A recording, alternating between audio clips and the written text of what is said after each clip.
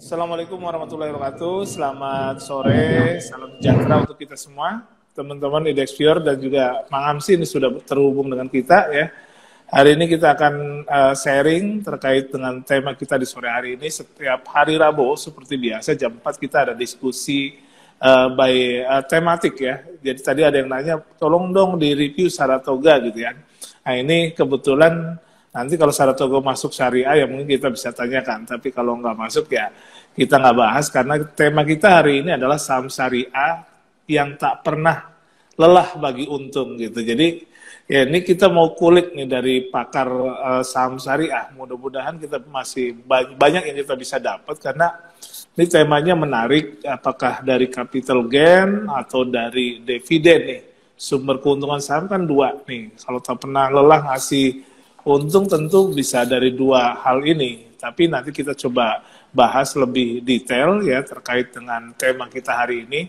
Tapi sebelumnya kita tentu harus menyapa dulu nih pakar kita nih dari saham syariah. Mang Amsi, halo, apa kabar?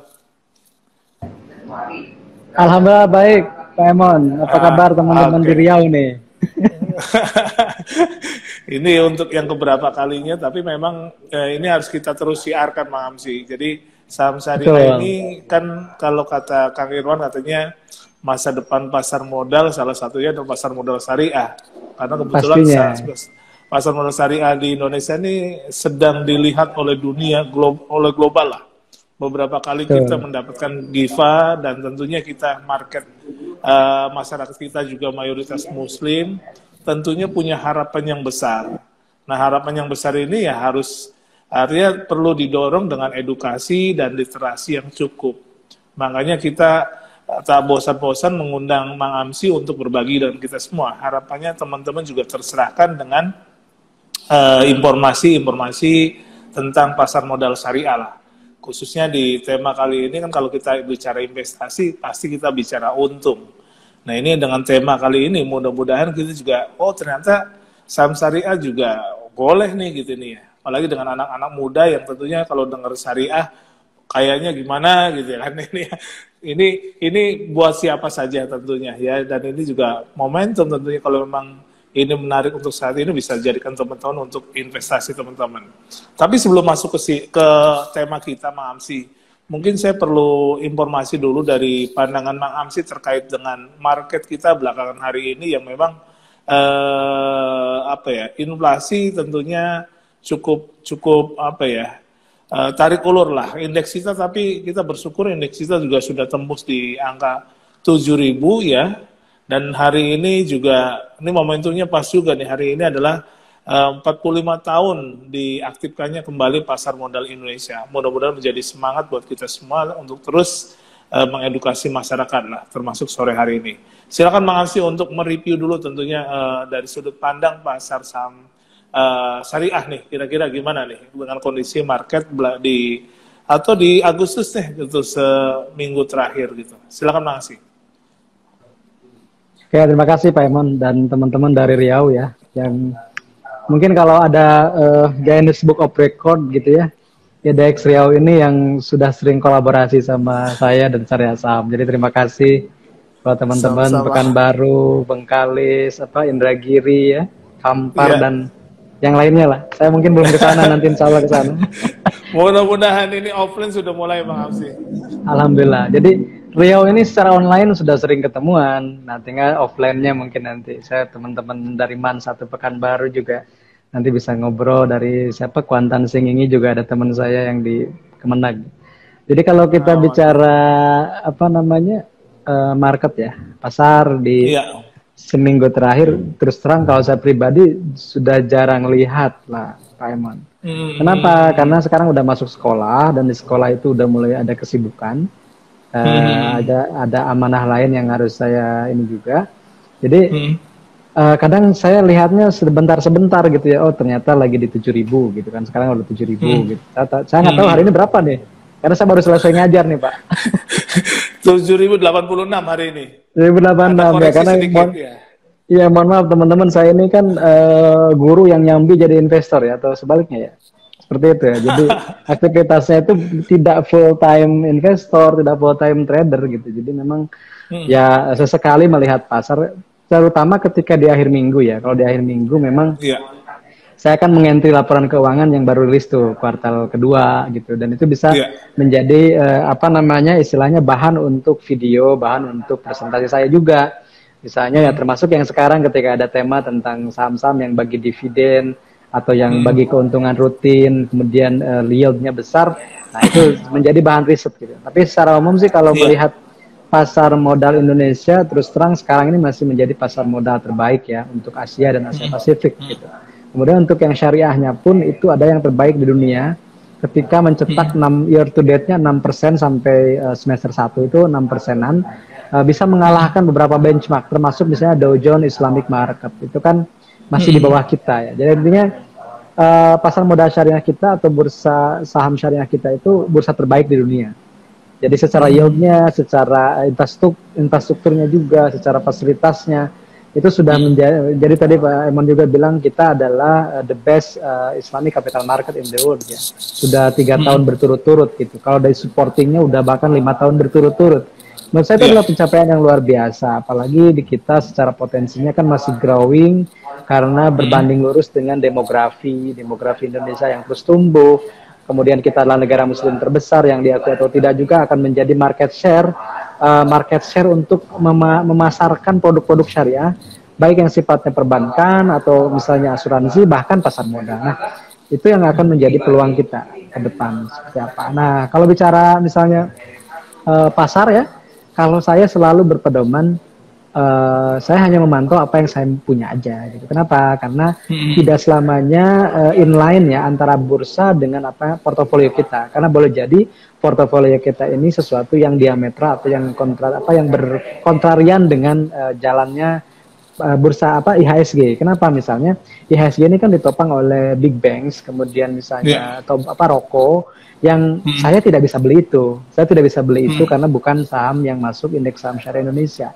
Jadi mungkin ada sedikit perbedaan, ada sedikit kalau misalnya kemarin juga ada yang bertanya, emang apakah ketika dunia terancam resesi, apakah masih ada peluang untuk saham syariah? Terus saya jawab, justru saham syariah itu naik ketika resesi. Terbukti tahun 2020 ketika adanya pandemi, saham berjatuhan, indeks berjatuhan, yang paling membukukan kenaikan terbesar itu Jakarta Islamic Index 70. Itu bisa masih double digit gitu. Nah itu jadi ketika ada resesi bahkan jadi kita ini ada peluang lagi nih, gitu, ada peluang lagi dan seperti itu. Jadi kita bisa membuat keuntungan di berbagai kondisi, baik ketika misalnya sedang diterpa resesi atau sedang recovery atau bahkan sedang booming. Karena masing-masing ada rotasi sektoral dan rotasi saham. Mungkin gitu, Pak. Jadi kayak katalis gitu ya ini ya. Betul. Tapi kalau kita bicara komposisi saham syariah di Bursa Efek Indonesia kan juga hampir 60%-nya adalah saham syariah, Mang. Betul. Artinya kalau kita bicara market cap tentu saham syariah ini sangat berpengaruh kepada pergerakan indeks. Namun memang tidak berdiri secara sendiri-sendiri gitu. Dia harus berkumpul baru dia bisa menciptakan angka 60%. Sedangkan untuk yang non syariah ini big cap-nya cukup banyak, terutama banking gitu. Nah ini yang tentu akan menjadi leader atau supir ya. Ini pergerakan ini sangat dikontrol oleh bankingnya gitu nih. Yang memang kalau kita lihat petanya juga dari 20 saham atau 5 saham deh. Ya kita bisa lihat ada BCA, BRI, Mandiri, tentunya ini. Selain itu mungkin Telkom dan Unilever gitu ya, atau mungkin Goto sudah masuk gitu nih ya. Nah ini Goto Arto ini. Kalau kita lihat kan 3 bank besarnya kan udah lumayan. BCA saja udah hampir 10% mungkin sekarang BCA angkanya di hampir 8.000 ya 7.900 kan ya, berarti kurang lebih ya hampir 9-10% lah ini ya. Betul. Gitu. Pengaruhnya kepada indeks kurang lebih seperti itu. Gitu. Oke, Mang, kita masuk ke tema tadi kita bicara tentang market yang memang tentu ya kembali kalau kita bicara pasar modal ya bicara pasar modal syariah, ya kita tentu bicara secara global dulu gitu. Kita lihat petanya seperti apa. Tadi sudah dipetakan bahwa dalam kondisi krisis pasar saham syariah justru punya peluang yang lebih bagus karena memang benar-benar real ya ininya ya kemarin kita kaitannya dengan saham-saham sektor kesehatan ya, dan tentunya secara keuangan juga cukup kuat karena ya tentu kalau ada krisis kalau maksudnya kalau krisis tentu saham-saham syariah lebih cenderung lebih kuat karena atau tahan banting karena ada komposisi dilihat juga dari rasio utang. Ya ini tentu bisa membantu kepada perusahaan-perusahaan yang memang berbasis syariah ini cukup lebih kuat lah. Kemudian kita masuk ke ini kalau kita bicara tadi bahwa 60%-nya adalah saham syariah dengan isu inflasi kemarin, ya kan kalau kita bicara pandemi kemarin berarti masih oke ya. Dengan ada isu inflasi kemarin, kira-kira saham syariah juga ikut terombang-ambing atau seperti apa gambarnya, Pak Hamsi? Kan kita juga sudah mendekati 5% ya inflasinya nih ini ya. Ini gimana untuk saham syariah, Bang? Oke, karena tadi ya kita saham syariah itu indeks movernya itu kan kebanyakan consumer goods, kemudian juga ada telco ya, telekomunikasi. Kalau saya sih tetap melihat kepada saham-saham itu sendiri gitu, Mas. Misalnya gini Pak, isi sampai hari Jumat kemarin, isi itu returnnya di atas IHSG, boleh dicek. Di atas IHSG? Di atas IHSG, isi itu berarti di atas 10% berarti? Di atas 10%. Oh, boleh dicek. Karena IHSG kalau nggak salah sekitar 10, sekian gitu kalau nggak salah. Iya. Kemarin karena kebetulan hari Minggu kemarin saya ada acara juga, saya kumpulkan statistik itu, ternyata year to date-nya isi itu mengungguli IHSG. Dan mungkin di situ ada pengereknya misalnya Telkom ya, Telkom mungkin naik. Kemudian juga apalagi ya, mungkin semen di situ. Tapi yang lagi tertekannya kan Unilever, kemudian Indofood, ICBP itu lagi tertekan karena ada inflasi tadi. Ketika ada inflasi biasanya kan bahan baku yang naik ya, karena bahan baku berarti yang kena saham consumer goods gitu. Saham consumer gandum dan sebagainya gitu ya. Gandum dan sebagainya. Tapi kita juga patut bersyukurnya adalah kita negara penghasil batu bara dunia gitu. Penghasil komoditas maksud saya. Dan ketika misalnya muncul resesi atau muncul inflasi, biasanya harga komoditas itu ikut naik gila-gilaan. Maka terkereknya saya yakin kemarin tuh saham-saham syariah terkereknya itu oleh saham-saham komoditas gitu, saham-saham batu bara, saham-saham CPO yang punya kapitalisasi besar seperti Adaro, PTBA, Ali dan seterusnya. Jadi mungkin di consumer lagi lesu, tapi ada sektor lain yang menjadi penggeraknya itu adalah komoditas. Dan komoditas kita tahu dari awal tahun terus naik ya, harganya naik, saham-sahamnya juga ikut naik. Sampai Juni kemarin itu masih ada pertumbuhan untuk saham-saham komoditas. Mungkin itu ya kalau dari saya. Tapi mungkin nanti Pak Emon bisa cek lagi di statistik terbaru yang per hari Selasa, saya nggak tahu tuh apakah sudah berubah atau belum. Ini kalau kita lihat data kemarin itu angkanya sebentar. Jadi saya penasaran juga gitu Bang. Makanya saya miring-miring gitu ya. Bukan tidak memperhatikan tapi saya lagi coba lihat angkanya berapa gitu. Penasaran gitu masalahnya. Di statistik ada. Ini 10,79 IHSG ya. IHSG ya. Kalau kita bandingkan dengan IHSG-nya per hari Selasa. Kita lihat kemarin ya, hari kemarin itu IHSG-nya 7,92%. Betul kan? 7,92%. Isinya itu angkanya 10,79%. Luar biasa. 3%. 11%. Iya. Ya karena saya masih baca yang Jumat kemarin. Iya. Jadi teman-teman ini menarik sekali ya. Jadi kalau kita lihat dari indeks Jakarta Islamic Index, angkanya itu 9,84%, sedangkan LQ45-nya 8,3. Jadi memang masih unggul ya kalau kita lihat posisi saham-saham syariah ini, baik dari komposisi secara keseluruhan ya, dan ataupun ya yang the best-nya atau LQ45 kita bandingkan dengan Jakarta Islamic Index, itu masih ada selisih di lebih dari 1% atau 1,5% ya kalau untuk CII-nya. Jadi ini tentu jadi peluang yang menarik buat teman-teman nih. Cuma nanti kita pengen tahu juga apa kira-kira dengan cara seperti apa nih. Apalagi kalau kita lihat dengan tema kita hari ini kan apa ya namanya, saham syariah ini tak pernah lelah bagi untung gitu. Nah ini maksudnya gimana, Mang? Kita masuk ke tema coba ini. Penjabarannya seperti apa nih untuk saham syariah yang tak pernah lelah bagi untung atau bagi untung terus, kurang lebih gitu. Iya, jadi sebenarnya kan sekarang ini hari Rabu ya Pak Emon ya? Yes. Hari Rabu itu singkatan. Saham syariah rajin bagi untung. Nah, paling jago emang Hamsi. Kalau hari orang Rabu bikin pantun, kalau Pak Hamsi bikin singkatan. Bikin singkatan. Karena Hamsi itu ahlinya membuat singkatan iseng kan. Singkatan juga. Jadi hari Rabu ini saham syariah rajin bagi untung. Nah, saya sudah buatkan datanya tadi sebenarnya. Jadi saya sudah meriset ada sekitar 30-an ya. Ada sekitar 30-an saham syariah yang dalam 3 tahun terakhir atau lebih itu selalu bagi dividen. Misalnya kita ambil dari dividen dulu ya. Yes. Ada sekitar 30 lebih, hampir 40, 39 atau 38 saham syariah yang selalu bagi untung dalam 3 tahun terakhir. Minimal 3 tahun terakhir. Jadi ini spesial buat teman-teman IDX Riau nih. Saya buatkan riset mininya gitu ya. Karena saya kan kalau ngobrol harus ada datanya Pak. Kalau enggak nanti disangkanya hoax, tidak berdasar hoax gitu. Nah misalnya gini ya, ada yang sampai hari ini sudah 14 tahun berturut-turut tidak pernah tidak membagi dividen. Artinya tiap tahun rajin bagi dividen dengan returnnya rata-ratanya di atas sukuk. Saya nggak bilang deposito itu udah nggak jadi benchmark ya, minimal sukuk gitu. Karena kalau deposito nggak bisa ngalahin inflasi. Kalau nggak bisa ngalahin inflasi berarti bukan investasi.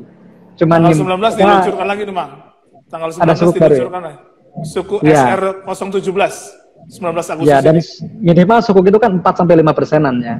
Yes, jadi saya ngambil yang katakanlah di atas 5%. Nah, ini ada sekitar 30-an lebih, tapi saya kerucutkan lagi menjadi sekitar 13 ya, 13 atau 12 gitu. Dan misalnya ada saya sebut ya sahamnya, tapi ini disclaimer on ya teman-teman, kalau nggak berani jangan beli gitu. Ada yang sudah 14 tahun berturut-turut, misalnya seperti mungkin nggak familiar ya kalau teman-teman. Ada yang namanya SMSM. Nah, SMSM Selamat Sempurna. Selamat Sempurna ini yang punya filter Sakura di mobil, Pak. Jadi masuknya sahamnya ke komponen otomotif, sama dengan Astra, sama dengan Gajah Tunggal di situ ya. Grupnya di situ gitu. Sektornya di situ. SMSM ini rata-ratanya 5,8% per tahun. Dan yang menjadi unik selama 14 tahun. Dan SMSM ini istilahnya si yieldnya itu si dividennya dibagi 4 kali dalam setahun, Pak. Jadi tiap 3 bulan itu bagi dividen, 3 bulan bagi dividen, 3 bulan bagi dividen gitu. Seperti itu. Dari angka 5% tadi ya? Dari angka 5% tadi ya, seperti itu. Kemudian juga misalnya ada mungkin teman-teman pernah nyimak CLPI. Colorpack Indonesia, itu perusahaan tinta, Pak. Perusahaan tinta, nanti boleh dicek. Itu sekitar 7,8% rata-rata. CLPI 7,8%. 7,8% rata-rata ya. Jadi teman-teman bisa kadang lebih dari itu. Itu kemudian swasta, juga ada, bukan BUMN ya? Bukan BUMN ya? Iya. Kemudian ada lagi Total Bangun Persada, mungkin pernah dengar ya, TOTL. Itu 5,54% rata-ratanya. Kemudian ada lagi, hal ini mungkin teman-teman kenal, ITMG pasti tahu. Iya. ITMG itu 11%-an Pak rata-rata. 11%. 11%-an ITMG. Kemudian ada lagi, ini mungkin kurang populer ya, ada Unik ya. Unggul Indah Cahaya atau apalah, perusahaan, saya juga belum mempelajari lebih lanjut itu, tapi ternyata dividennya menarik gitu. Nanti boleh dipelajari. Kemudian juga ada Hexa. Hexindo Adi Hexindo di Perkasa. Perkasa. Apa namanya kompetitornya United Tractors Astra UNTR kan, itu sekitar 19,75%. 19,7. 19,75 ya.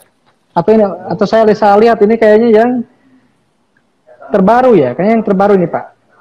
Yang terbaru ini. Kemudian yang pertama di tahun ini ada Merek. Merek itu 20,43%. Tapi baru 3 tahun terakhir bagi dividennya gitu ya. Seperti itu Pak. Jadi itu ya beberapa saham yang bisa saya sebutkan. Kemudian juga kalau ini yang sama yang mid capnya. Kalau yang big caps-nya saya bisa sebut misalnya United Tractors. UNTR itu sekitar 3,08 rata-ratanya, tapi kan di bawah deposito ya. 3,08 tapi rutin tiap tahun gitu. Adaro juga sama rutin tiap tahun. PTBA rutin. Bahkan tahun ini hampir 17% kan PTBA itu. Kemudian juga ada Sido muncul rata-rata sekitar 4,6%. Kemudian ada Demas itu sekitar 6,9%. Jadi itu saham-saham yang bisa saya sebut sebagai yang suka bagi dividen secara rutin dengan returnnya di atas rata-rata deposito atau rata-rata sukuk. Nah kemudian kalau kita bagi secara sektoral Pak, secara sektoral ternyata yang paling rajin bagi dividen dan besar yieldnya adalah saham-saham batubara. Saham-saham batubara. Di sini saya sebut Adaro, PTBA, ITMG, BSSR, MBAP, Hexa, UNTR, KKGI. Itu adalah saham-saham yang bagi dividen dengan dividennya besar, dan itu saham batubara semua. Jadi kalau teman-teman ingin sektor itu lagi kinclong juga kan kalau kita perhatikan. Iya, tapi di masa betul. Tapi di masa-masa jeleknya pun mereka masih bagi dividen, Mbak.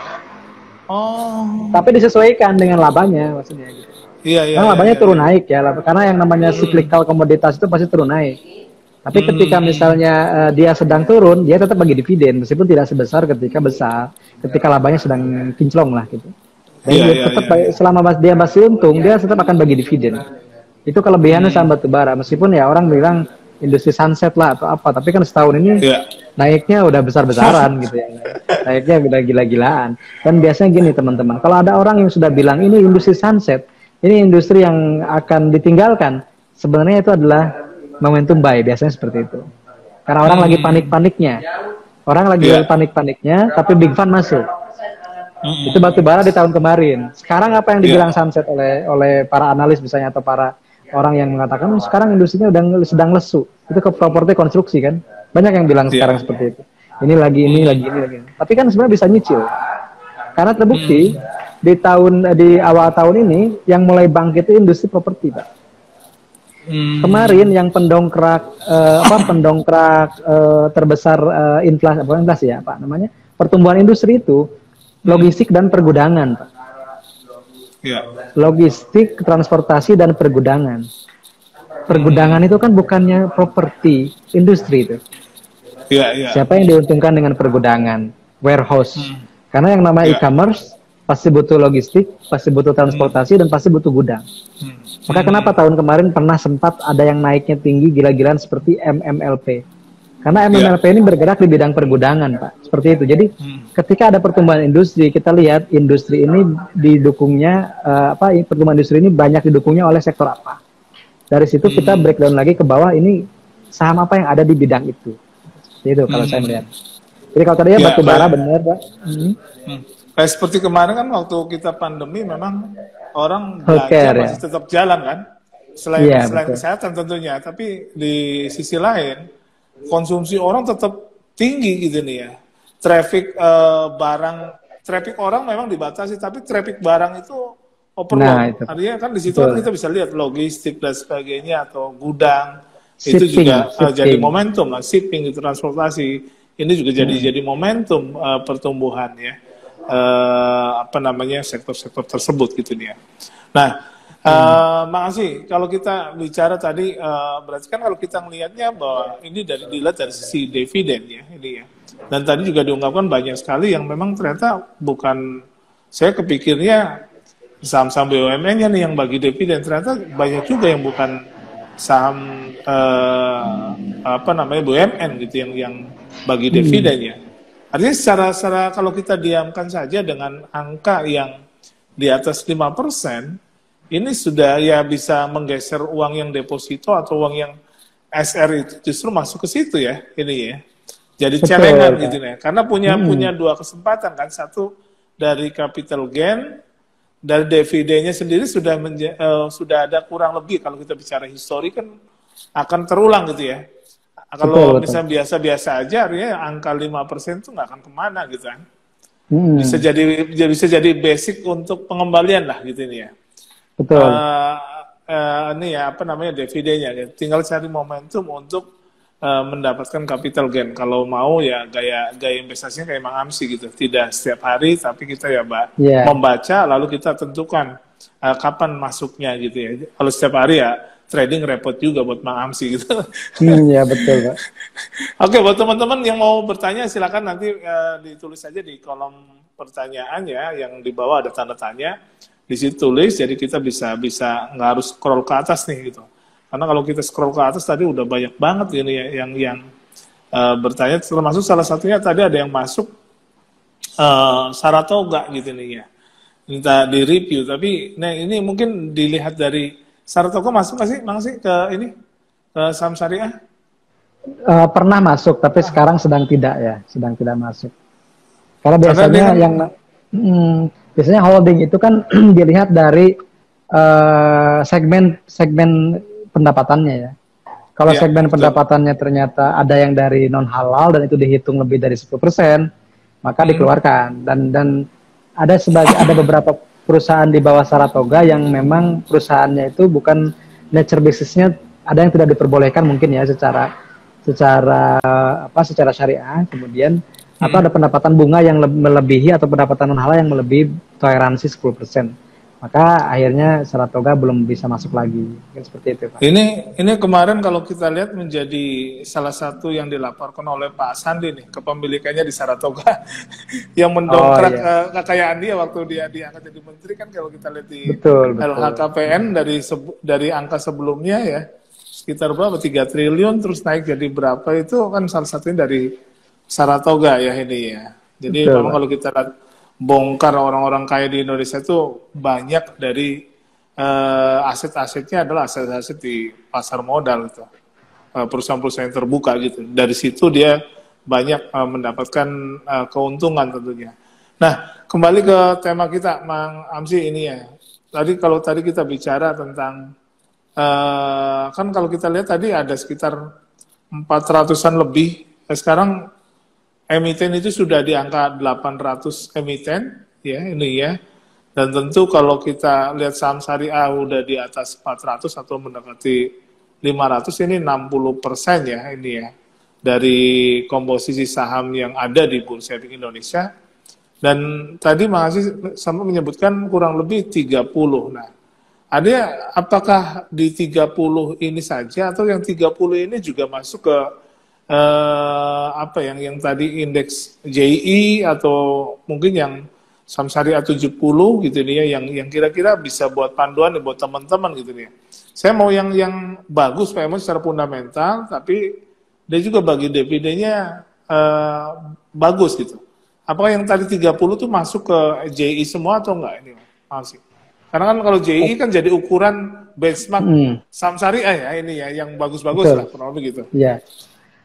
Oke Pak, jadi sebagian besar sih di sini ya, kalau saya lihat itu mungkin sekitar setengahnya itu masuk di indeks-indeks liquid seperti JI dan JI70 ya, misalnya saya sebut United Tractors, UNTR, Adaro, PTBA, ITMG sudah muncul, kemudian juga ada Demas, kemudian ada dari sektor lainnya mungkin ada MPMX yang grupnya Saratoga itu ya, MPMX.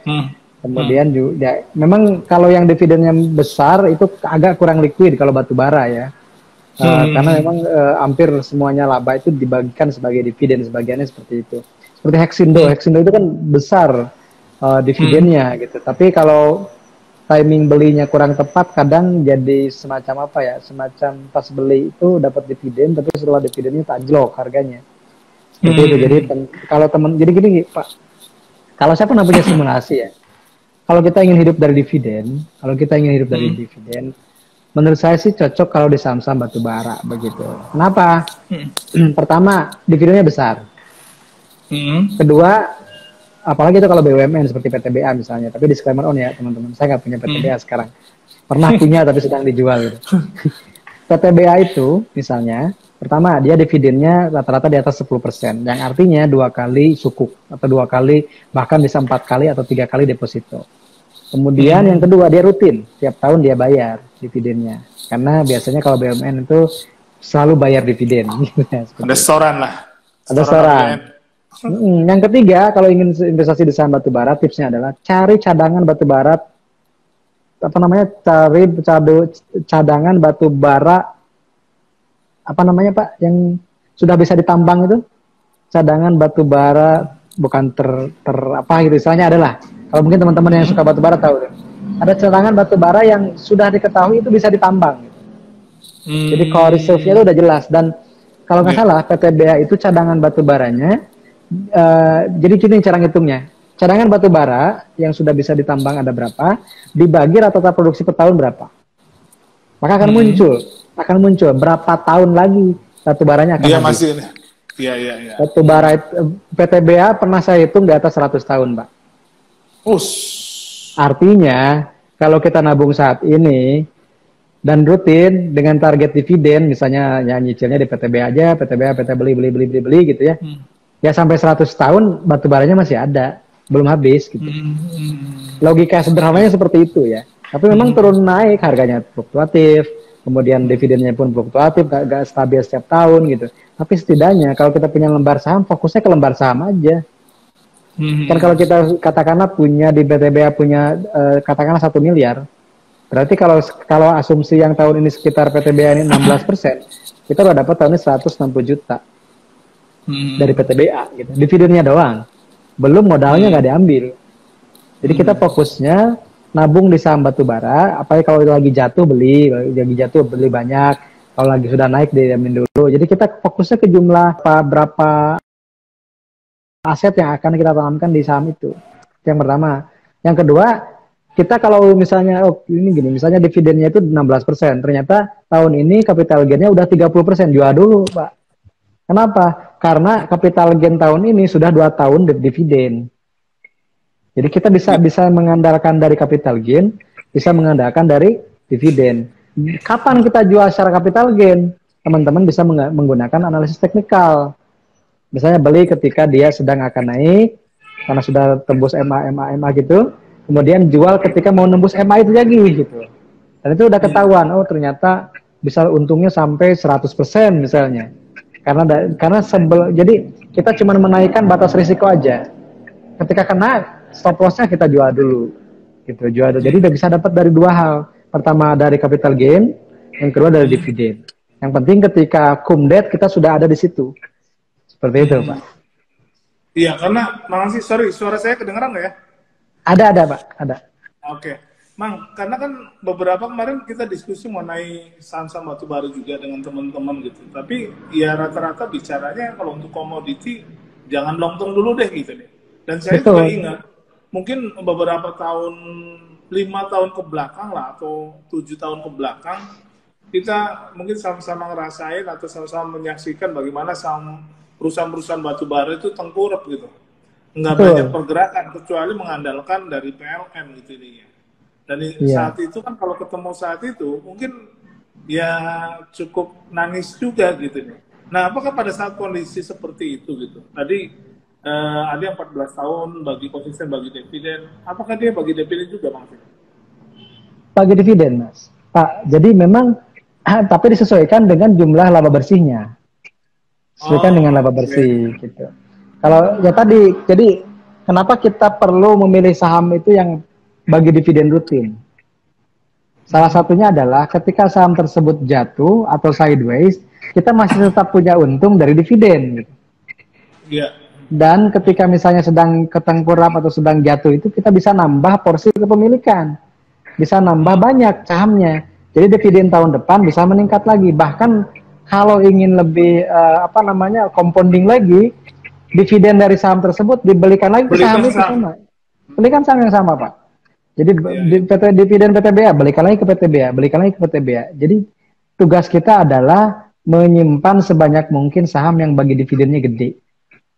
Nah, ketika datang masalah tadi resesi atau misalnya sahamnya lagi jatuh meskipun harganya sedang jatuh, kita tetap dapat dividen tiap tahun. Dan ketika harga jatuh harganya sedang jatuh itu, kita dapat dividennya belikan ke saham yang sedang jatuh itu. Kalau benar-benar jadi investor gitu, Pak. Tapi kalau ingin memanfaatkan misalnya wave-nya, gelombangnya, it's okay juga. Misalnya beli batubara ketika lagi jatuh-jatuhnya, karena ini pasti ada pemulihan gitu ya, kita cicil aja di bawah, pas sudah naik tinggi kita jual dulu. Misalnya udah untung 200% misalnya ya. Ada nggak yang 200%? Ada ya. Harum kan udah berapa persen tuh harum tuh. Yeah. Katakanlah udah lebih dari 100%, ya kita jual dulu. Kenapa? Karena ketika kita sudah dapat 100%, kalau kita konversi ke dividennya pun, itu sudah menghemat 6-7 tahun. Yes. Jadi sebenarnya dua-duanya untung, Pak. Jadi mau capital gain, mau dividen, selama kita bisa menyiasatinya, dua-duanya bisa berbuah keuntungan. Dan kita di masa apapun, seperti misalnya selama dua sedang jatuh, dapat dari dividen. Batu baranya pulih dapat dari capital gain, kan dua-duanya jadi akhirnya dapat.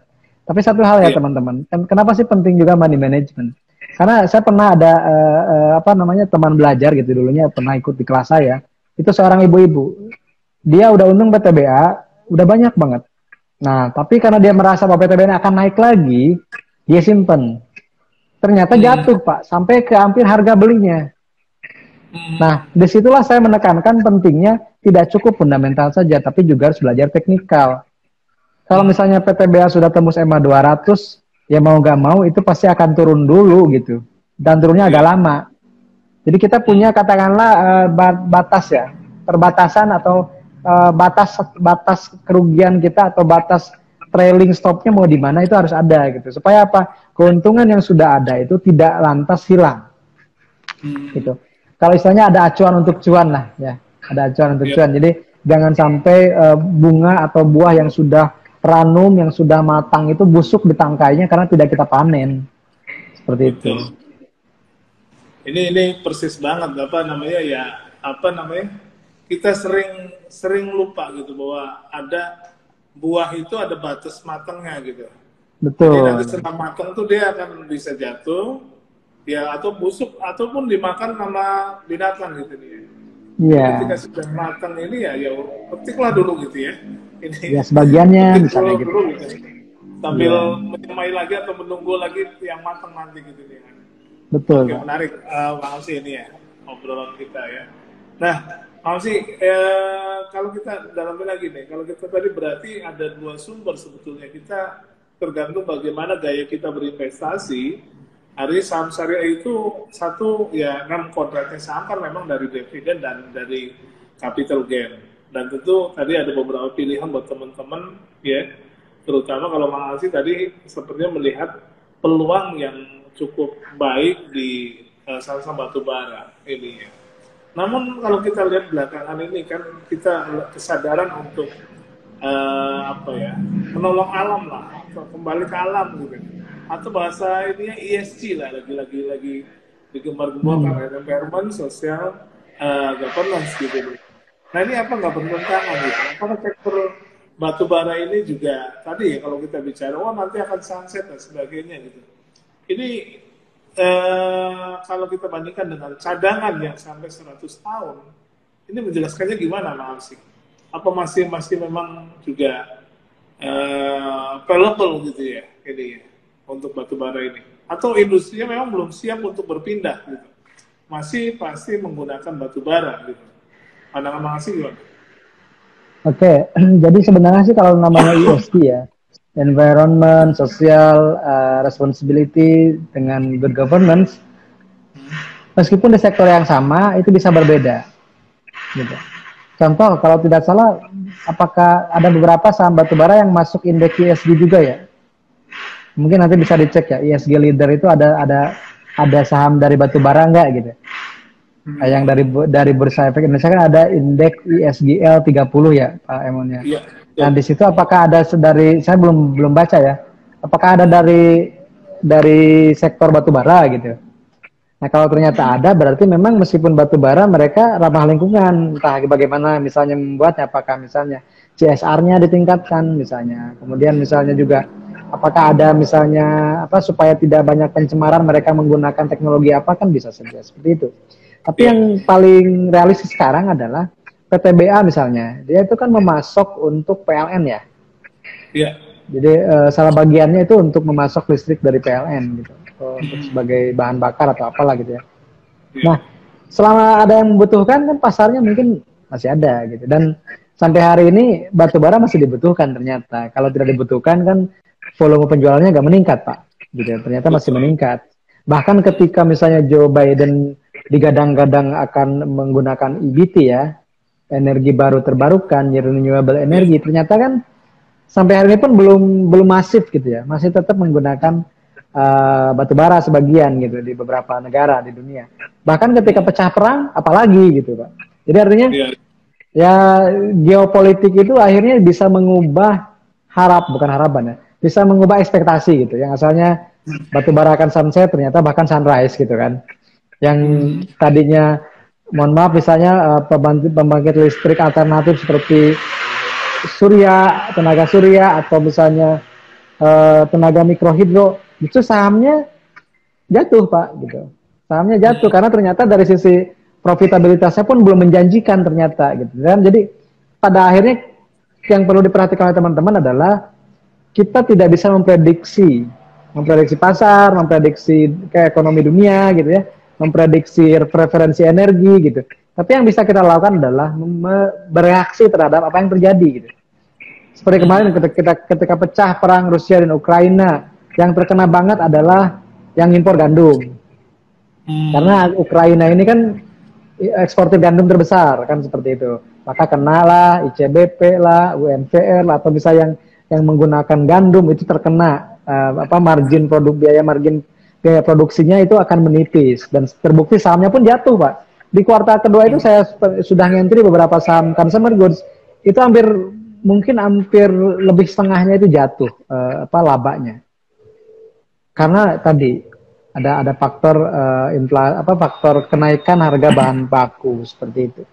Dan itu akhirnya kita bereaksi juga, berarti bahkan Sido muncul saja yang tidak pernah tidak tumbuh, kuartal 2 ini justru turun labanya. Gak pernah itu. Selama beberapa tahun terakhir selalu tumbuh. Pas sekarang turun. Makanya kalau harganya sekarang turun ke 700-an, itu sebuah reaksi pasar yang wajar. Nah itu lagi-lagi reaksi Pak. Jadi pasar bereaksi terhadap apa yang terjadi gitu. Dan harus objektif. Sudah muncul memang saham kuat, saham bertumbuh, tapi saat ini ternyata turun. Kenapa? Ya kita harus pelajari kenapa. Oh ternyata mungkin bahan bakunya, impornya, atau misalnya di distribusinya, atau mungkin daya beli masyarakat yang sedang rendah. Kita ya tadi yang kita harus pahami ya bereaksi saja dengan apa yang terjadi seperti itu. Oke, menarik. Ini ngomong-ngomong ESG, nanti saya di Riau juga akan ada workshop wartawan. Jadi wartawan kita akan sharing mengenai ESG-nya di bursa. Tadi ada yang ngomong juga, ada yang nulis juga Sri Kahati kayak gitu kan. Ya itu indeks lama untuk yang ESG ada Sri Kahati, tapi juga ada yang indeks ESG juga, ESG leader ya, itu 30, iya. Nah ini jadi itu juga yang kita terbitkan. Jadi bursa pun concern terhadap ESG tentunya. Jadi perusahaan-perusahaan yang ramah lingkungan. Benar Mas bilang tadi, ya walaupun memang perusahaannya yang sebelumnya atau yang merusak alam gitu ya, tentu tidak kita dukung ya. Sekarang ke depan itu alam juga harus kita jaga. Maka ada beberapa hal yang dilakukan oleh bursa terkait dengan saham-saham yang tadi, contohnya saham-saham yang ramah lingkungan, Sri Kahati, ada indeksnya dan juga ESG leader. Dan kita nanti akan share ke teman-teman media sih untuk yang rencana di September nanti. Mudah-mudahan terserahkan sehingga ya informasi mengenai ESG juga tersebar lah gitu ya. Oke, makasih. Mungkin kalau ada teman-teman yang mau bertanya silakan ya ini ya. Kita undang. Coba kita cek dulu karena belum masuk yang di pertanyaan. Saratoga tadi sudah ya ini ya. Wah, ini dari kedai Docuan nih. Salam dari bumi lancang kuning katanya. Iya. Siap, Di, siap. Nanti dari kapan-kapan Riau itu kita ya. offline lah dengan Bang Amsi lah gitu ya. Karena Siap, siap. beberapa guru SMA di Riau juga sudah mulai ini nih, baik di Pekanbaru ataupun di daerah ya gitu ya. Dan kita juga Iya. sudah namanya galeri investasi edukasi juga ya. Ini ya. Saya juga Amsi, pernah di ini, Pak. ya, silakan. Pernah diundang di apa? Rumah Sakit Lancang Kuning. Oke, oke.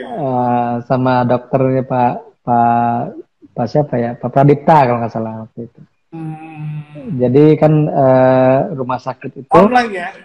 online dan itu mengedukasi untuk karyawan rumah sakit berinvestasi seperti itu. Itu Ya, rumah mudah-mudahan sakit kita bisa Dompet offline. Duafa kalau nggak salah. Iya siapa?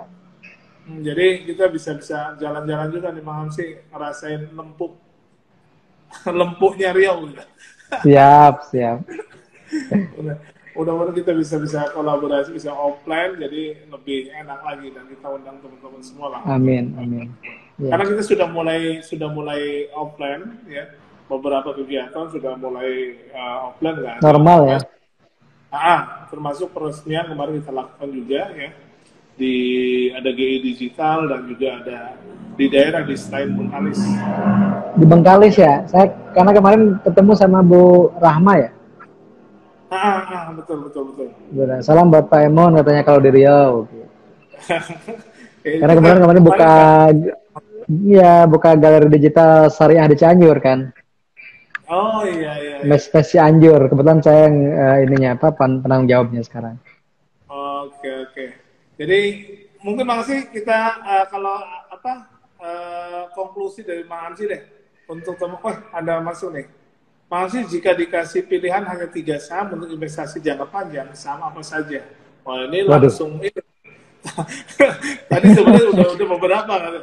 Satu tadi udah sebut ya, kalau tolong koreksi Mang Amsi, PTBA tadi kata Mang Amsi gitu nih ya kan. Selain cadangannya 100 tahun, terus setiap tahun bagi dividen juga lumayan gitu ya, yang jelas di atas suku retail gitu ya, dia jadi itu salah satu tadi yang disebutkan Mang Amsi. Mungkin 2 lagi nih Mang Amsi, apa kira-kira nih? 2 lagi kalau berani ya beli sudah muncul. Tidak muncul. Kenapa? Kalau saya tuh suka saham-saham yang sedang ditinggalin orang, Pak. Jadi kalau orang sudah mulai membenci suatu saham, biasanya saya mulai mencintai saham itu. Dan berarti ketika orang-orang suka dengan mantan orang lain gitu ya? Enggak lah, saya nggak pernah punya mantan. Mantan saham. Jadi maksudnya apa? Ketika orang lain mulai menghujat suatu saham, saya mulai mengembat saham itu. Gitu. Ketika banyak orang sudah mulai suka dengan satu saham, saya mulai jual saham itu. Nah, kadang kita harus kontrarian, Pak. Jadi kenapa? Karena tadi kalau sudah banyak dihujat, orang sudah mulai pesimis. Nah, selama fundamental, tapi syaratnya satu, selama fundamentalnya bagus. Jadi, saya suka yang saham divergen. Ya. Divergen itu harganya sedang turun, fundamentalnya naik. Itu divergen. Divergen itu adalah saham-saham yang multi-bagger sebenarnya. Mau saham-saham yang naiknya lumayan besar lah dalam jangka panjang. Seperti tadi ya, PTBA itu lebih ke dividen gitu. Kalau sudah muncul lebih ke growth stock, saham-saham bertumbuh. Sekarang lagi turun nih. Nah, saya tunggu sampai berapa nih turunnya, nanti saya masuk lagi, gitu lagi. Berarti turunnya karena perubahan tren ya?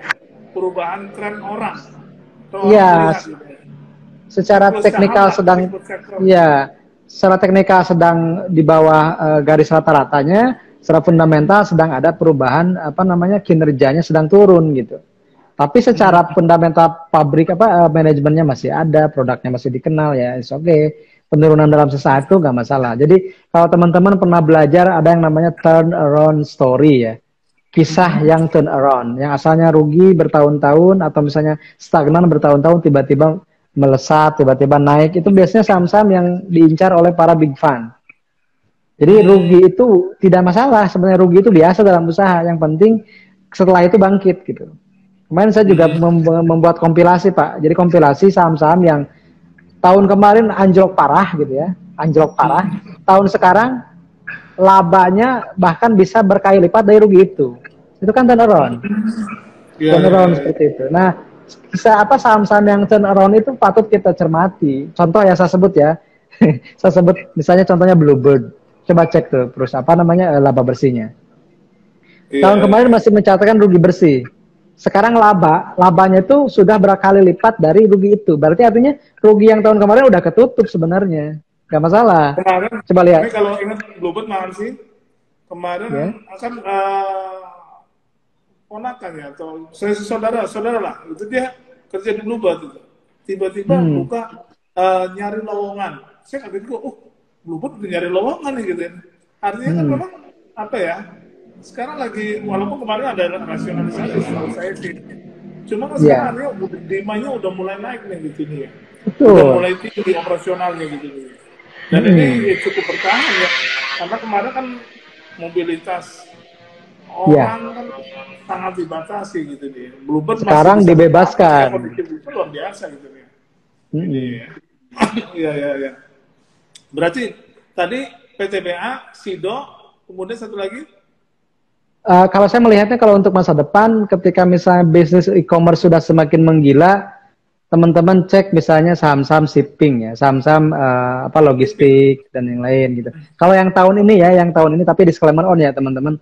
Tahun ini yang harganya masih murah, kemudian misalnya harganya masih murah, valuasinya pun murah, coba cek Samudra Indonesia, SMDR. Samudra Indonesia, SMDR ya. Jadi shipping, 3 teman-teman, tapi ini bukan rekomendasi, bukan. Mengajak teman-teman untuk melihat detail lagi gitu nih ya. Apa tadi penjabaran Bang Hamsi dicek lagi ya ininya, karena Mas Hamsi tadi berkali-kali ini disclaimer ya gitu. Artinya ya teman-teman harus cek lagi gitu nih ya. Jadi 3 saham tadi ada PTPA, Sido, kemudian SMDR. Ya ini mudah-mudahan bisa jadi oleh-oleh dari Cianjur nih buat teman-teman semua. Iya. Ini ada satu lagi Bang Hamsi, mudah-mudahan waktu cukup. Kang, LPPF kalau buat investing bagus kah? Dan Mas di harga berapa? Aduh, saya bukan salah satu penyuka LPPF. Itu satu. Yang kedua, LPPF itu saya kalau maupun belinya secara teknikal aja gitu. Kenapa? Karena secara fundamentalnya pun belum begitu menarik ya untuk saya gitu. Dan LPPF itu biasanya barengannya sama MPPA. Kalau MPPA naik, LPPF ikut naik. Pokoknya itu aja. Trio. MPPA, LPPF, MLPL. Coba cek itu. Gerakannya sama ya? Itu. Multipolar, Matahari, Putra Prima. Gimana? Arya Duta. Nobu. Nobu Gasaria. Oh iya. Gak bisa. Saya gak bisa beli. Iya. Nobu ya, Nobu. Grupnya, jadi ya begitu.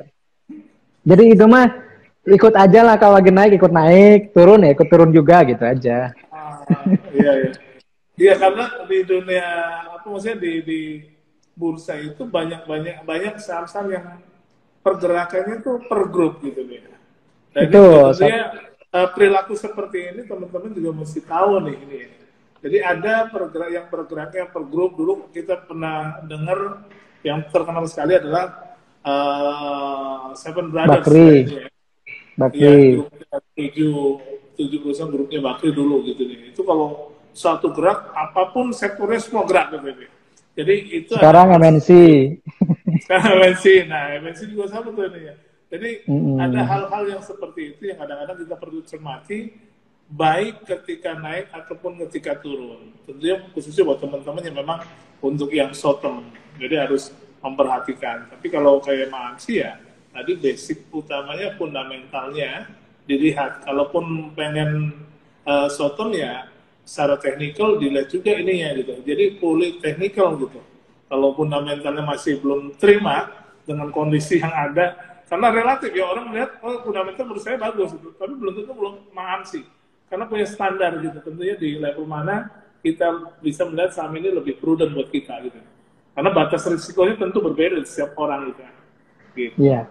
Oke, Bang Hamsi, mungkin ini waktunya sudah mulai tinggal 1 menitan lagi. Kalau ada konklusi yang mau disampaikan buat teman-teman, silakan. Oke, terima kasih Pak Emon. Terima kasih Dex Riau yang sudah sering memberikan kesempatan kepada saya sharing tentang saham syariah ya. Jadi yang terpenting bagi teman-teman adalah memulai. Awali dengan 3M ya, mulai dari diri sendiri, mulai dari modal kecil, mulai dari sekarang. Karena sahabat utama investasi itu adalah waktu, yang merupakan variabel yang tidak bisa diulang dan hanya kita bisa nikmati sekali dalam seumur hidup. Mungkin itu Pak. Oke, thank you Bang Alsi. Jangan Sami-sami. bosan kalau kita undang. Ya terus Siap. semangat menebar informasi, meliterasi masyarakat dengan saham syariahnya. Mudah-mudahan berkah buat kita semua. Terima kasih sekali Bang Alsi. Sami-sami Pak Emon. Assalamualaikum warahmatullahi wabarakatuh. Salam Assalamualaikum warahmatullahi wabarakatuh. Izin live ya Pak Nuhun. Ya.